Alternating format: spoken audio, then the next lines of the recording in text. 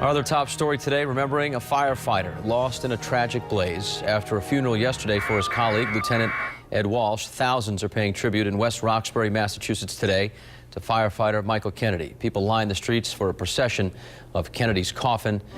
They then packed Kennedy's home church this morning for a massive Christian burial and celebration of his life. The Reverend John Oni of Holy Name Church told both men's families today each is a comfort to the other in this time of crisis. To do that once is enough. Emotionally, I don't know, last night I was just exhausted. You don't even realize how tired. I can only imagine where you guys are with your exhaustion. Second wave in a week of strong emotions. Last Friday, the two men were killed while battling a 9-alarm blaze in Boston's Back Bay. Eyewitness News reporter Sean Daly joining us now live with reaction from local firefighters. We're back here again today at the Providence Firefighters Union Hall. This is a staging area for hundreds of Rhode Island firefighters who went up to West Roxbury this morning for the second of two funerals this week for the two Boston firefighters killed last week fighting a ferocious fire.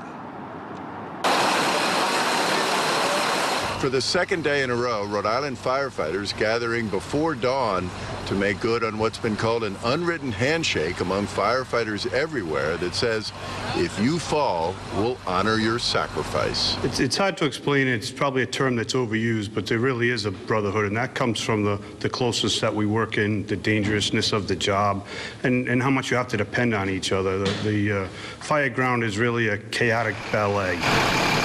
A chaotic ballet that usually doesn't, but sometimes does, kill firefighters, as it did a week ago yesterday on Beacon Street in Boston's Back Bay.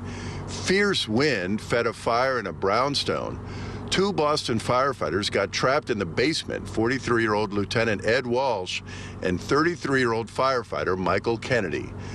Before they rolled north to Boston this morning for Michael Kennedy's funeral, after having gone up and back to Boston yesterday for Lieutenant Ed Walsh's funeral, several Rhode Island firefighters spoke about their mission with Eyewitness News. This is why we started the band, to do funerals. Captain Robert Thurber is a Pawtucket firefighter and a drummer in the Rhode Island Professional Firefighters Pipes and Drums. It's tough.